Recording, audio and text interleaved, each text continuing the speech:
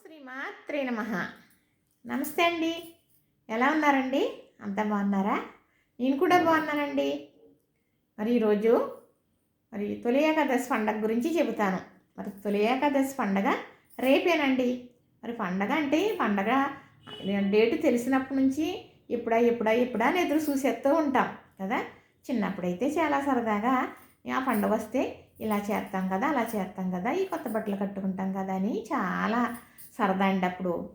ఇప్పుడు చిన్నపిల్లలు మన ఇంట్లో మా మనవలు అయ్యి చేస్తుంటే అలా ఉండేవాళ్ళం కదా మేము, నన్ను నాకు గుర్తుకొస్తుంది. అయితే మరి మనకు తొలి ఏకాదశి నుంచే తొలి పండగ. తొలి ఏకాదశి అంటే తొలి పండగ అనమాట. ఇక నుంచి పండగల మొదలు. ఇక నుంచి మనకి పండగల మొదలు. అయితే ఇంతకుముందు కూడా చెప్పానండి, తీసానండి, వీడియో పెట్టాను. మరి తొలి ఏకాదశికి ఏమి పిండి వంటలు వండుకుంటారో అనేది చెబుతాను.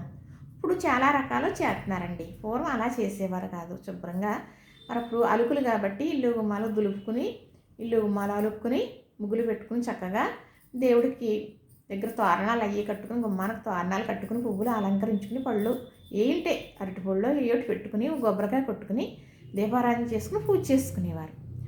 తర్వాత వంట అయిపోయిన తర్వాత, పూజ అయిపోయిన తర్వాత ఉదయం మధ్యాహ్నం పొద్దుట వంట వండుకుంటాం కదా, ఆ వంట అంతా అయిపోయిన తర్వాత అప్పుడు వండేవారండి పిండి వంట. ఏం పిండి వంట వండేవారో తెలుసా? కుడువులు వండేవారండి. కుడువులు వండుకుంటే కుపీర్లు అవుతారంట, ఆరితి వండుకుంటే అదృష్టవంతులు అవుతారంట అని తప్పనిసరిగా వండుకోవాలని వండుకునేవారండి. బెల్లం లోయ అంటాం, ఆరితి అంటాం, బెల్లం తాలికలు అంటాం. అవి రెండు తప్పనిసరిగా వండి దేవుడి దగ్గర నైవేద్యం పెట్టి సాయంకాలం టిఫిన్ అయ్యే తిని మర్నాడికి కూడా బెల్లం తాలికలు ఉంచి పెడితే 3 రోజులు ఉంచేవారండి. పొయ్యి సేకన పెట్టి మళ్ళా 3 రోజులు చక్కగా ఎగిరిపోయి తినే కొద్ది తినాలనిపించేది అన్నమాట. అలా పెట్టేవారు. ఇప్పుడు మనం ఫ్రిడ్జ్లో దాచుకొని తింటున్నాం కానీ అప్పుడు ఎలా భద్రపరచాలో అలా పరిచి పెట్టేవారండి. అయితే కుడువులు వండుకుంటే కుబీర్లు అవుతారు, ఆరితి వండుకుంటే అదృష్టవంతులు అవుతారని ఇవి మాత్రమే చేసుకునేవారు. మరి నేను చెప్పిన పూజలు అయ్యి అందరూ చెయ్యకపోయినప్పటికీ కూడా తప్పనిసరిగా కుడువులు బెల్లం తాలికలు వండుకునేవారండి. వండుకునేవారు తప్పనిసరిగా. ఎందుకంటే ఆరితి వండుకుంటే అదృష్టవంతులు అవుతాం, కుడువులు వండుకుంటే కుబీర్లు అవుతాం నమ్మకంతో వండుకునేవారు. మరి మరొకటి చెప్పేవారు. ఇప్పుడు తొలి ఏకాదశి మనకి తొలి పండగ.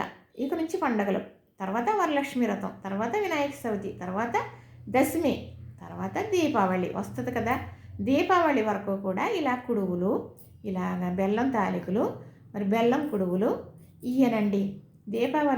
దీపావళి వరకు నీటితో వండిన పిండి వంటలే వండుకోవాలి అని వండుకుంటారు అని వండుకునేవారు.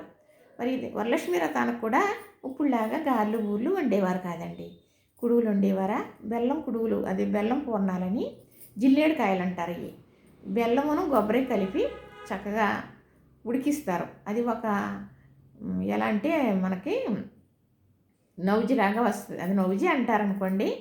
అది చక్కగా వస్తుంది అన్నమాట. కొబ్బరి స్వీటు అది పిండి ఉడికించిన దాంట్లో పెట్టి వండితే అవి జిల్లేడు కాయలు అంటారు, మరి బెల్లం కుడువులు అంటారు, మరేమో బెల్లం గజ్జికాయలు కూడా అని అంటారన్నమాట. అయితే అలాగా అవి వండుతారు, కుడువులు వండుతారు, బెల్లంలో వండుతారు. అలానే అత్యసరన్నం, పరవాన్నం, పచ్చలివిడి, శనగలు నానబెట్టినట్లో మరి కొబ్బరి ముక్కలు వేస్తారు. ఇవి మాత్రమే నూనెతో వండిన ఏది పెట్టరండి.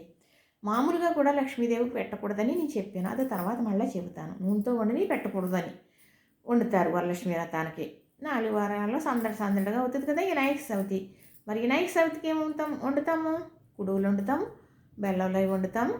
అలానే నేను అంటున్నాను చూసారా, జిల్లేడు కాయలని కొబ్బరి నూజి పెట్టి వండిన జిల్లేడు కాయలు పిండిలో పెట్టి కొబ్బరి నూజి పెట్టి జిల్లేడు కాయలాగా చేసి ఆవిరి మీద ఉడికిస్తారు కుడువుల్లాగే.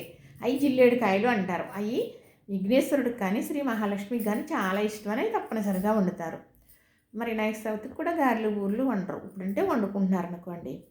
తర్వాత ఇంకా దశమి కదా, దశమికి అమ్మవారికి మరి 9 రోజులు 9 రకాలు పెడుతూ ఉంటారు. పచ్చలుడు కూడా పెడతారు, అలాగే కుడువులు కూడా పెడతారు, ఇంకా గారెలు బూర్లు కూడా పెడతారు అనుకోండి. తర్వాత మనకి దీపావళికి నూనె వంట వండుకోవాలి, దీపావళి వరకు నీళ్ళు వంట వండుకోవాలి అనేవారు. ఏమనేవారంటే తొలి ఏకాదశి మొదలు దీపావళి వరకు నీటి పప్పలో, దీపావళి నుంచి ఉగాది వరకు నూనె పప్పలో వండుకుంటారు అనేవారండి. అలాగనేవారు పెద్దల మాట. అంటే మీకు అర్థం అవ్వాలని చెబుతున్నాను. అయితే వినాయక చవితి అయిన తర్వాత దశమి తర్వాత దీపావళి నుంచి మనకు ఉగాది వరకు కూడా నూనెతో వండిన పిండి వంటలే వండుతారు. అప్పుడు ఉగాదితోటి మనకి అక్కడితో మన ఇంట్లో చేసుకునే పండుగలు అయిపోతాయి. అవి ఇవి చిన్న చితక చేసుకుంటారు, కానీ లెక్క ప్రకారం పెద్దలు చెప్పేవారు అనమాట.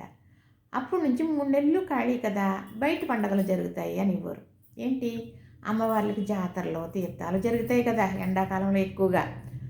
తొలి ఏకాదశి వరకు కూడా, ఆషాఢంలో కూడా అమ్మవారి జాతరలు అవి జరుగుతాయి. ఇప్పుడు వరకు కూడా ఇంట్లో పండుగలు తొలి ఏకాదశి నుంచి ఉగాది వరకు, బయట పండుగలో ఉగాది తర్వాత నుంచి ఆషాఢం వరకు అలాగా లెక్కలు కట్టేదో చెప్పేవారండి. నాకు తెలిసింది మీకు చెప్పాలని. మరి చెబుతూ ఉంటే ఇంకా లెంత్ ఎక్కువైపోతుంది. తప్పనిసరిగా తొలి ఏకాదశికి మీరు కుడుములు వండుకోండి, కుబేర్లు అవుతారు. ఆరితి వండుకోండి, అదృష్టవంతులు అవుతారు. పూర్వం చెప్పేవారు, చేసేవారు. అలాగే తెలియని వారు ఉంటే తప్పనిసరిగా చేసుకోండి. గారెలు ఊర్లు ఎప్పుడు వండుకుంటాం, మనం పండగ తిని చేసుకుంటున్నామా? పండగ రాకున్నా కూడా పండగనే కాదు, పండగలాగే చేసుకుంటున్నాం. కానీ ఇలా చేసుకున్నా కూడా పండగలాగా అనిపిస్తుందేమో, చేసుకోండి పండగ వాతావరణం కోసం. లేకపోతే నిజమా అదృష్టవంతులు అవుతామా, కుబేర్లు అవుతామా అని నమ్మకంతో చేసుకోండి. తప్పకుండా కుబేర్లు అదృష్టవంతులు అవే తీరుతారండి. ప్రతి ఒక్కరూ ఇలా చేసుకోవాలని, పూర్వం ఉండేవారి నడవడికి నేను చెప్పాలని, ఇప్పుడు ఇది చెప్పాలంటే చెబుతాను. ఇది కూడా ఇప్పుడు ఉండే పద్ధతి కూడా చూస్తున్నాను కదండి, తెలియదంటానికి చెప్పలేకుండా ఎలా ఉండగలను? చూస్తున్నాను కాబట్టి చెప్పగలను. కానీ అది అనుభవం అయిపోయింది కాబట్టి ఇక్కడ చెప్పగలుగుతున్నాను మీకు. అదేనండి తొలి ఏకాదశి పండుగ అంటే ఇదండి. చక్కగా మరి పెద్దవాళ్ళు ఇలానే చేసుకునేవారు, ఇంకా తెలిసిన వారు చాలా రకాలుగా చెబుతారు. అలాగా కూడా చేసుకోండి. తప్పనిసరిగా కుడుములు వండుకుని దేవుడికి నైవేద్యం పెట్టినప్పుడు పిల్లలకు పెట్టి మీరు కూడా టిఫిన్గా తినండి. లైక్ చేయండి, షేర్ చేయండి, సబ్స్క్రైబ్ చేయండి.